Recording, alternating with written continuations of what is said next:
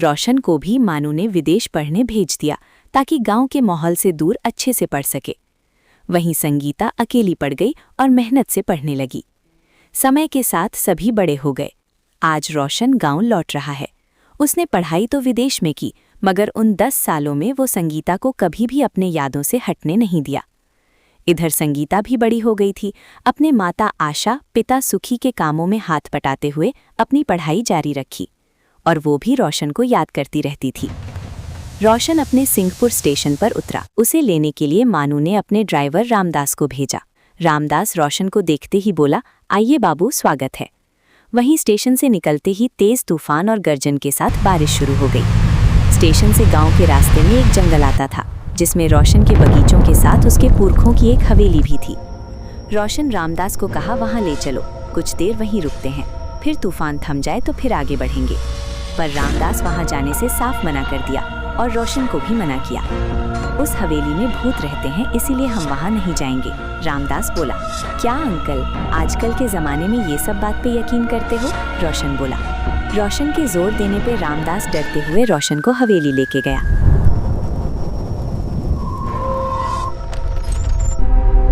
तूफान थमने का नाम नहीं ले रहा था। हवेली थोड़ी साफ थी। वहीं एक कमरे में रोशन रुकने का प्लान किया। करीब रात के 3 बजने वाले थे। हवेली में कुछ हरकत होने लगी। अचानक कुछ आवाज़ आई, जिसके कारण रोशन जाग गया और अपने कमरे से बाहर आया तो देखा हवेली एकदम साफ हो गई थी, मानो जैसे किसी ने रगड़ रगड़ के चमका दिया था। रोशन हवेली के बरामदे में आया, जहाँ सोफे लगे थे, वहीं बैठ गया। अचानक किसी लड़की की आवाज़ आई, तुम यहाँ क्या कर रहे हो? तुम्हें यहाँ नहीं होना चाहिए था। रोशन ने अपनी नज़र इधर उधर घुमाई तो उसे कोई नहीं दिखा। फिर अचानक से उसने 3 लोगों की परछाई देखी, जो हवेली के मुख्य दरवाजे से हवेली के तहखाने में जा रहे थे। रोशन को लगा चोर या कोई और है जो उसकी तरह तूफान में फंस गया है और यहाँ शरण लेने हैं। रामदास नौकरों वाले रूम में सोया था, जो कि हवेली के बाहर बनी थी, क्योंकि वो हवेली के अंदर नहीं जाना चाहता था। रोशन ने उन परछाइयों का पीछा किया और तहखाने में गया। वहां उसे 3 लोग मिले, जो कि महिमा और उसके माता पिता थे। रोशन उन्हें देखकर हैरान था, क्योंकि रोशन के विदेश जाने से पहले ही महिमा के साथ उसके माता पिता गायब हो गए थे। अचानक उन्हें देखकर रोशन बोला, आप सब यहाँ कैसे? वे सब कुछ बोल नहीं रहे थे। वे बस एक बड़ी सी तस्वीर के सामने की ओर इशारा कर रहे थे।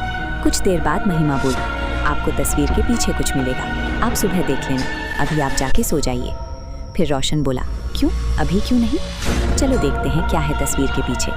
अचानक रोशन को भयानक बदबू का एहसास हुआ और बदबू के कारण रोशन को उल्टी आने लगी।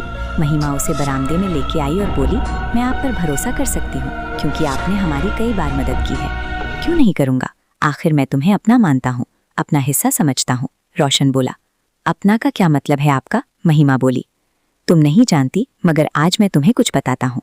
जब हम स्कूल में साथ पढ़ते थे, तब से मैं तुम्हें अपनी बहन मानता हूँ, अपनी जान से बढ़कर मानता हूँ।